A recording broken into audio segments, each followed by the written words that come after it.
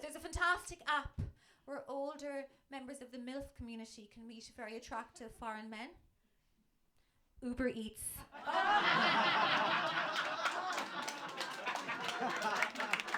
They come to your house with food.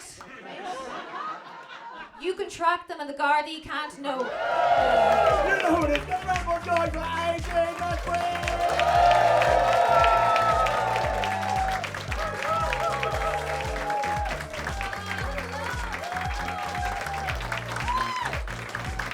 Hello, it's so good to be here. I'm delighted.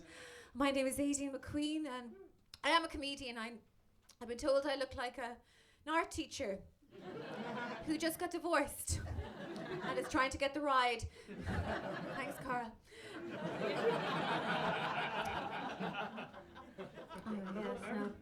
So anyway, I have something I want to talk to you about. I'm going to say something really controversial. I think we should be nicer to men.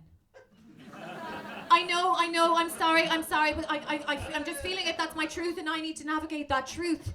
Give us a cheer if you are a straight man. Listen to how sad the 5 of them sound. You see, they're not happy. It's difficult for the 3 of you. It's hard. I mean, they can't say anything anymore, can they? You know, you can't say actress anymore. You have to say actor. You can't say male man. You have to say female man.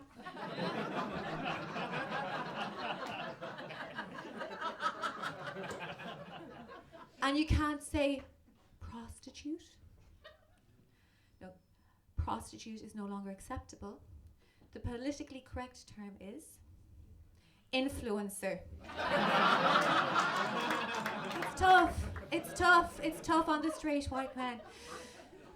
I mean, you know, I actually love toxic masculinity myself, personally. I'm a big fan.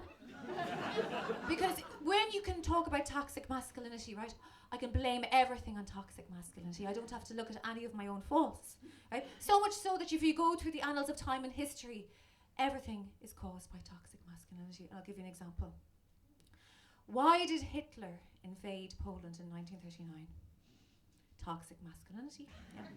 He was the original gaslighter.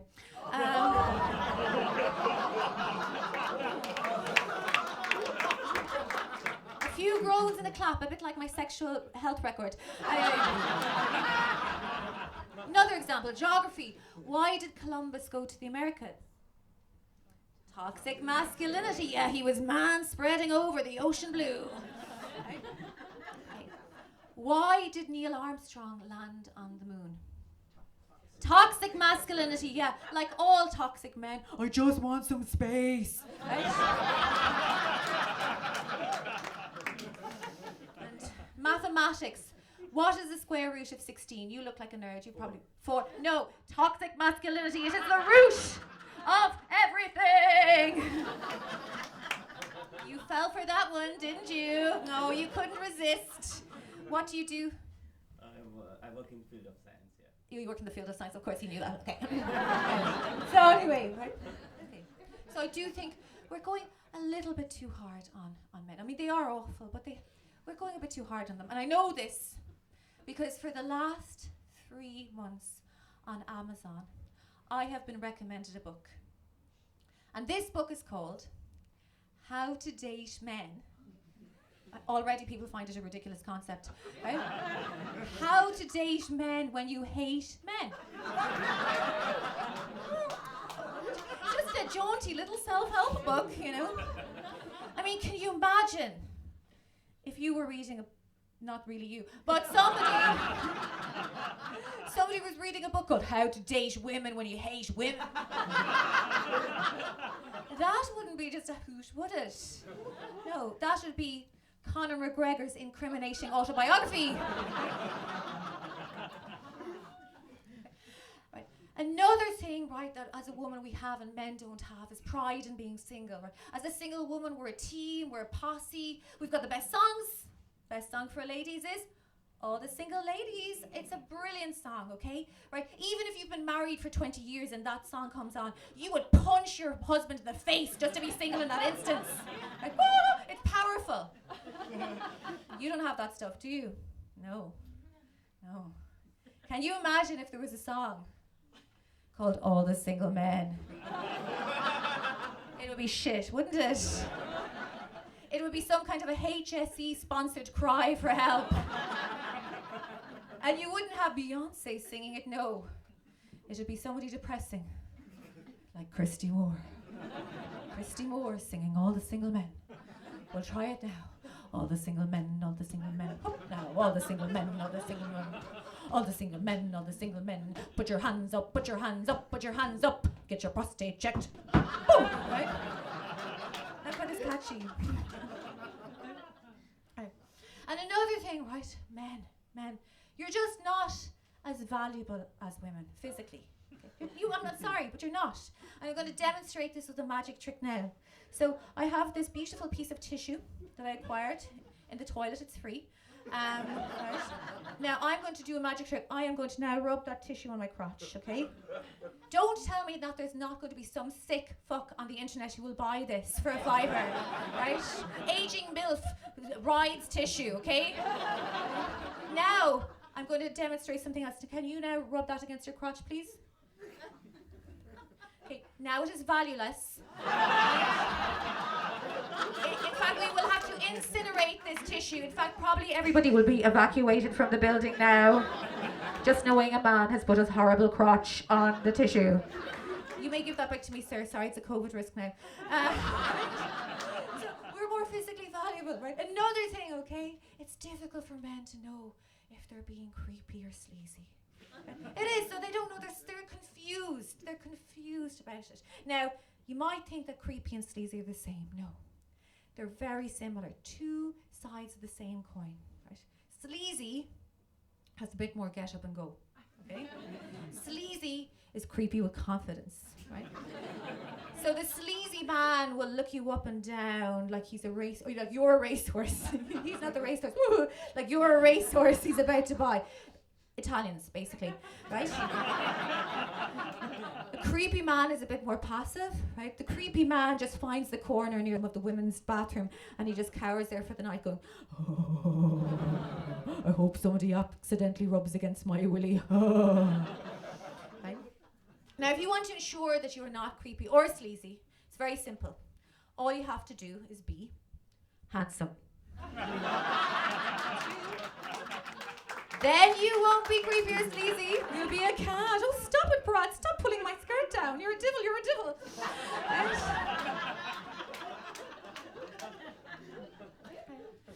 And, right, women, right, we criticise men for criticising our bodies, and that is correct. But we are fairly harsh on them now. I mean, when I was in my 20s and 30s, I was obsessed with finding a man who was 6'2". Give us a cheer if you are 6'2".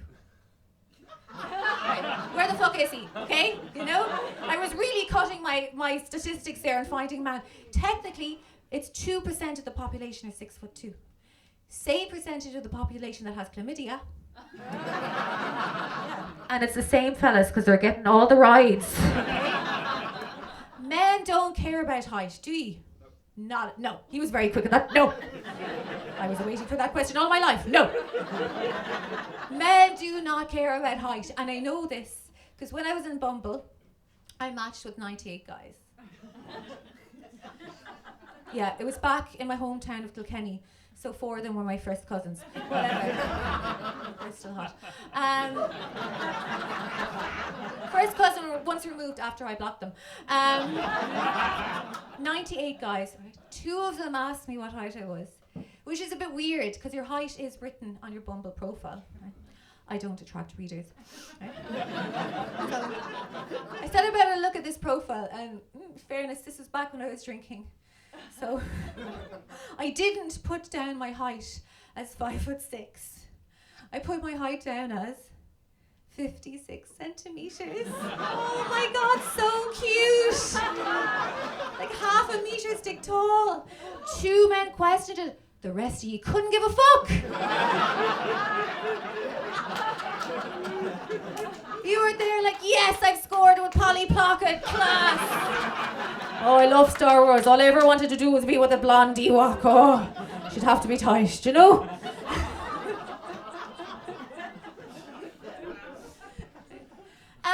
Another thing, right, that men don't have, which is sad for you, is body positivity, okay? Because as a woman now, it's fantastic. We can celebrate ourselves, all shapes and sizes. You can be menopausal and wear a belly top. Nobody gives a fuck, right? Right? You'd never say a woman is fat, would you? No. No. Correct.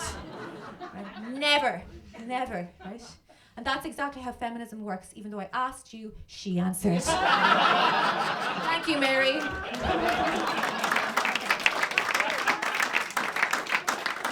Just in case a man might say something. Right, even in bingo now, they say 88 to brave ladies. Now, my mother is morbidly brave, but I love her, she's living her best life. If you're a fat man, good luck to you. Right. You're a fat fucker on your own. There is no tribe for you. There is no posse, right? Maybe if you're from the south side of Dublin, you can get away with saying, yeah, I used to play rugby at school. That's it, right? There is no tribe for you. There is no woke duff for men ad, where you have 5 chubby topless men singing and dancing, high-fiving each other, jiggling their man tits in the breeze, going, we love and respect ourselves, here come the boys, yeah! I don't know why they were from Cork, but that was just the vibe. I want to see a body positive Gillette for men ad, okay? A body positive role model. He's 5'2". He's bald, but with a long grey ponytail. Right? He turns to the camera, lovingly stroking his massive belly on his skinny legs. He's lemon on sticks physique. Right? Then he smiles at the camera, and boop, he unzips. Somehow, this is a very X-rated ad, but fuck it. It's on Pornhub or something, right? He unzips to reveal, boop, a tiny little micro penis. Oh, yay! No? That is how it should be, okay? That is how it should be, because men, it's not fair, right? We mock and deride men for having small penises, and we shouldn't, because if we expect them not to mock us, we shouldn't mock them. I'm trying not to make any eye contact with anyone. Yeah. Okay. No, I won't, any triggers. But right, if we expect them to treat us well, we should treat them with respect as well. And they can't help having small penises. It's very hard for men with small penises. Well, it's more like soft. But you know, it's difficult. It's difficult for them. And even Greta Thunberg, right? The moral purist Greta Thunberg, she accused Andrew Tate of having a little willy.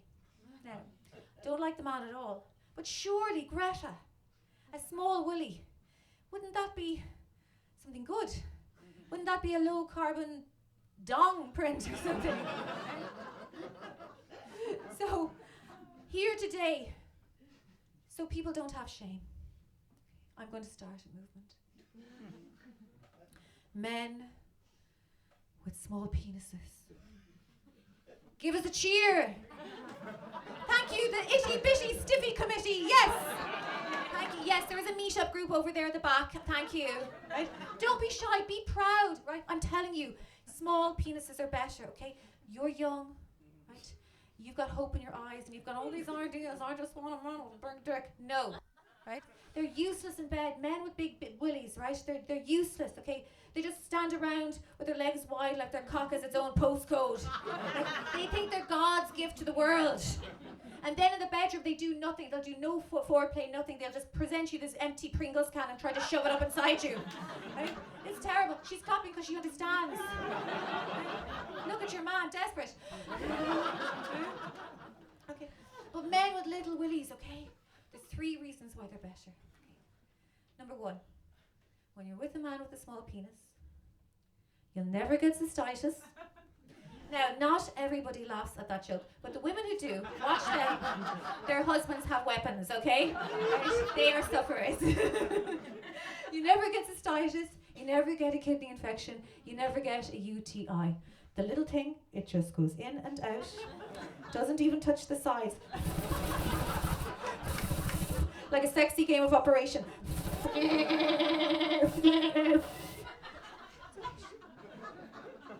Number 2, when a man has a small penis, right, so much easier to give him a blowjob. Right? sorry, but they're hard work. That's why they're called a blow job. Okay? But with a little willy, oh my God. It is like a blow holiday.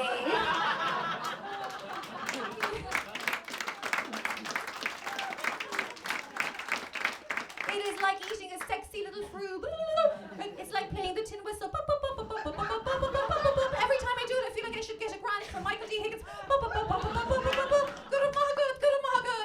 Good. Now, obviously, I still want men to be happy because I'm conditioned from the 90s. So you can't get rid of it. So I'll still make the little sound effect that they love. Right? Even if he's a little willy, I'll still do the little. Because for some reason men love it when you're about to die during sex. They love it. If they hear an ambulance, they come, they love it. And number 3, when a man has a small penis, he makes an effort. They do. They make an effort, they do really good foreplay. They'll give you a lift from the airport. Right? They'll lick you out. And a bit of a nose job. Even a little bit of a toe job. But what they do to your ditties.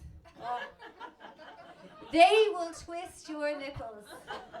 They will twist your nipples like they're trying to tune a radio in the 1940s. I have heard All-Ireland finals with me Ardal O Hanon on my tits. I have heard Churchill on my tits. Vera Lynn, Edith Piaf. No, rien. No, je ne regrette rien. De la vie de ma mère, de la mort de bien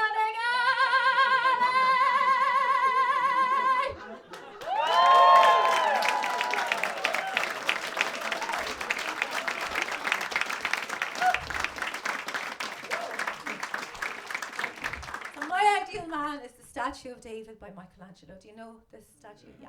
Educated crowd, yeah. Got a replica in the garden, yeah. Right?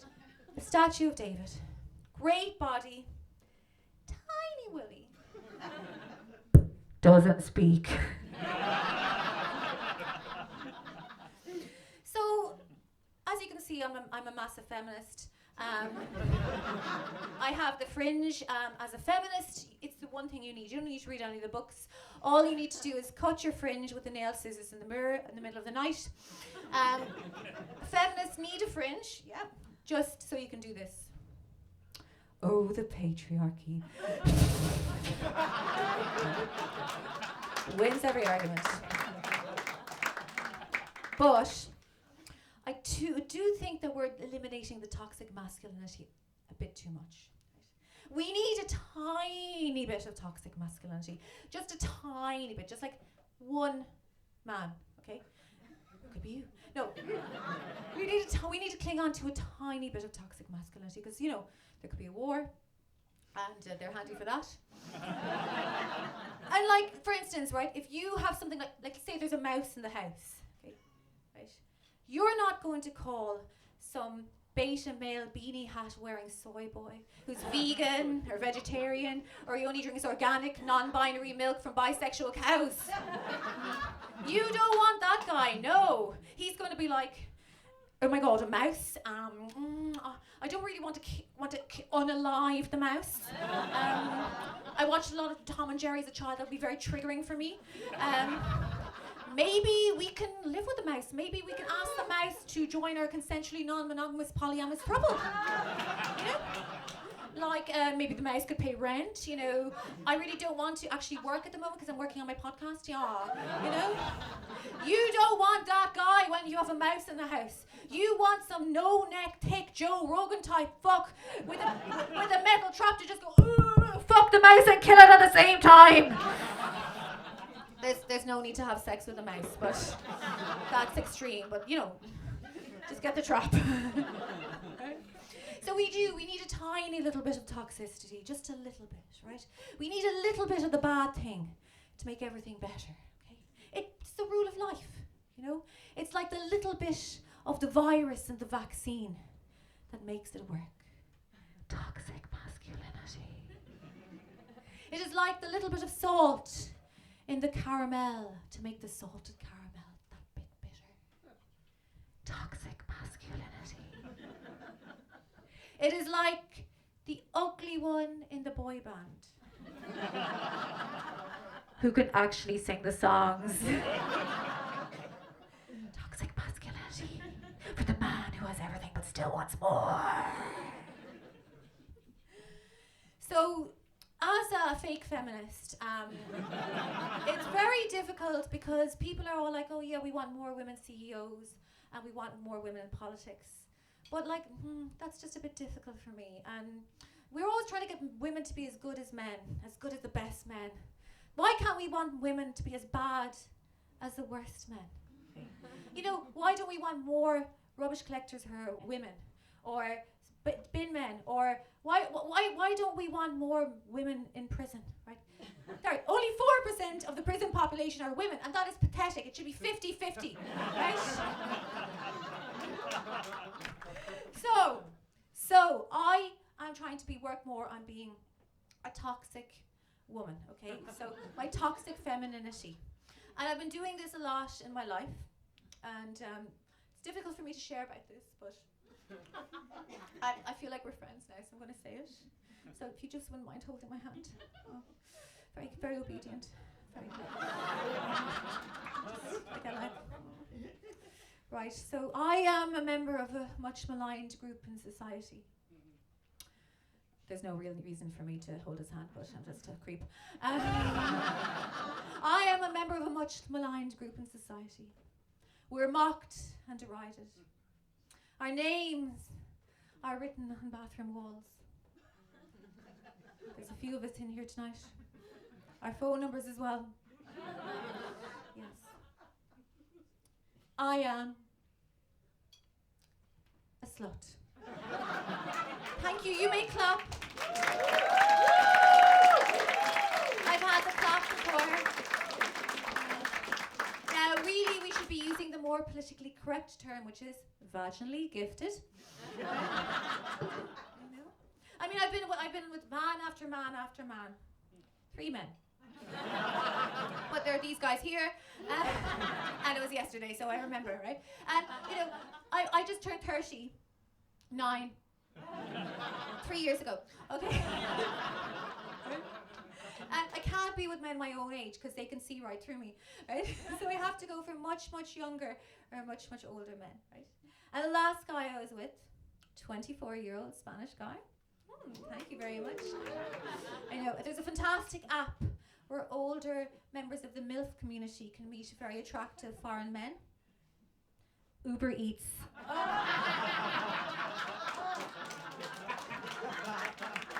They come to your house with food, right? You can track them and the Gardaí can't know. Right? And I mean, with the younger men, you get nervous. I mean, how old are you? 28. Oh my God, 14 years older than you. Perfect. And I mean, like, can you just show me your shoe there? Oh, obedient and flexible. Perfect. Just like I like them. I just want to note that his trainers aren't lighting up, so don't ring too slow. Right? What's your name? Saul. Okay, Aideen. I'll see you later. See how well it's going, right? Because I was nervous at first because I thought, oh, younger men won't be interested in me because, you know, I'm a bit older. They don't know what cellulite is. And they've never seen pubes, maybe in a science book at school or something. Right, and I'm a natural redhead. Like, during COVID, this was like Ed Sheeran and a leg lock. So, but it's fine because young men, right? They'll have sex with anything. Right? Saul would probably stick his dick into a melted Mars bar, you know? So go for it. The only thing about it with younger men, though, right, is you have to ask for consent. They're very into consent. And like, consent is great, but you know, I'm from the 90s. We didn't really have consent.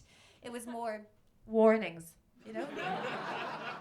Somebody would come up to you in the school and say, "Stay away from father feeling," right?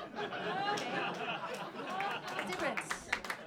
A different vibe. So I'll demonstrate consent. So Saul, you're very young. May I touch your shoulder? Sure. You see, consent was established. Perfect, right? That's how it works with young men. But with older men, you can go up to them, you can touch them, you can sit on their knee. They love it. Bridget. So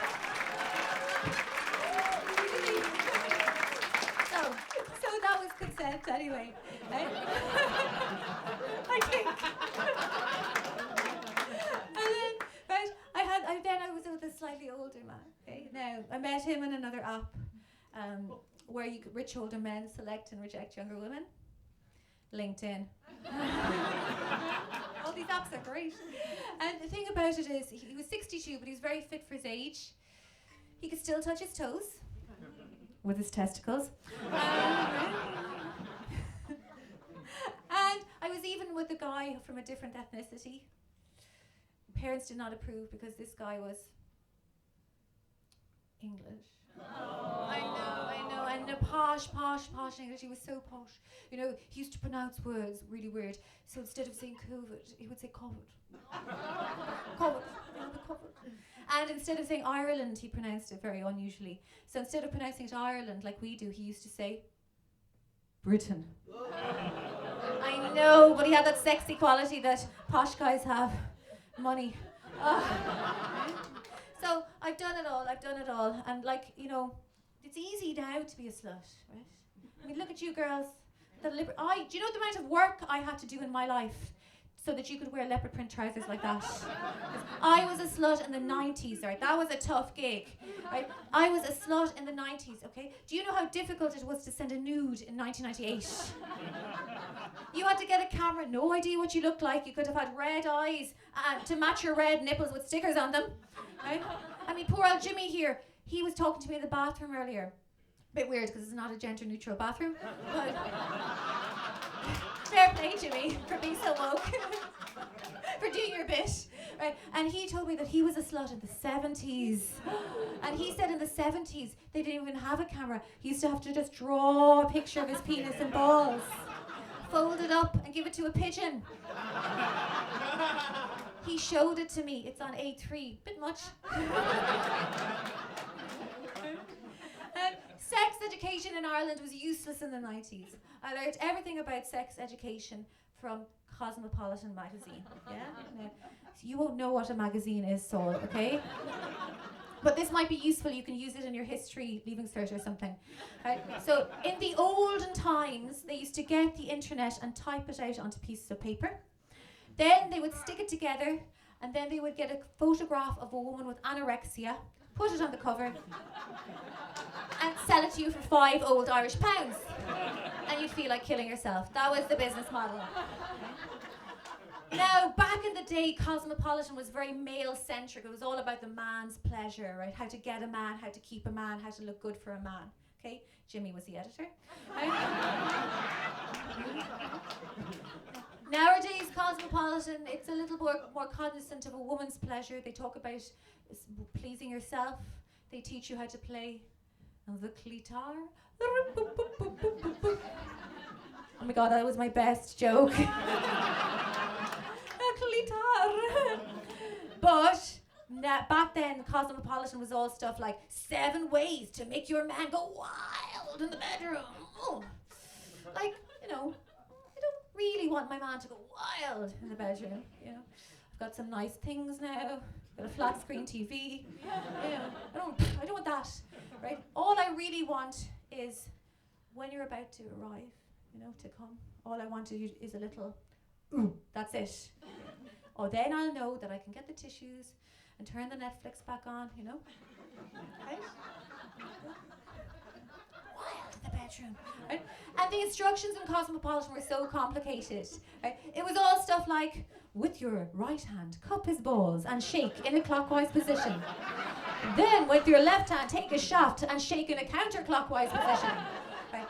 Then get your tongue and lick his perineum or whatever the fuck that little bit of it. And then in case the poor man gets bored, get a football and do some keepy uppies at the same time.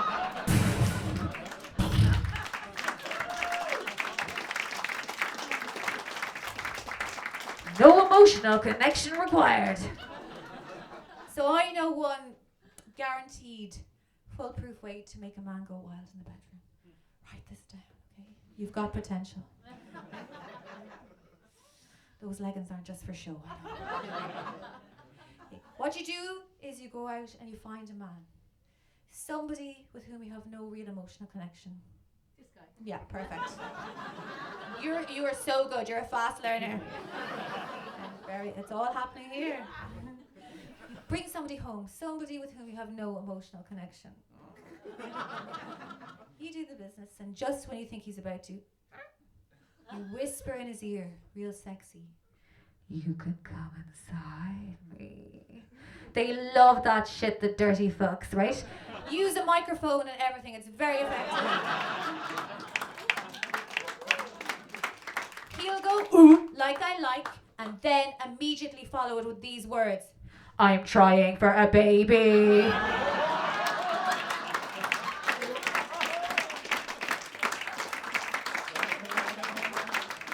They will go wild in the bedroom. They'll leave. So that's the end of my TED talk, really.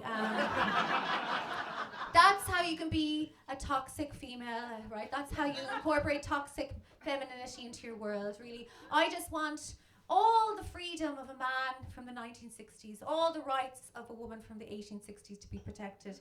I just want to have my cake and eat it too. So thank you so much. Please follow me on Instagram. It's at Comedy McQueen. So comedy, like most of this was. Right? I mean, for the younger women, it wasn't really comedy. It was more like a horrific documentary about your life. If you don't stop drinking. Right? McQueen, like Steve McQueen, the actor. Yeah. So, Lightning McQueen, the car. And Jimmy, it's probably easier if we exchange a landline number, okay?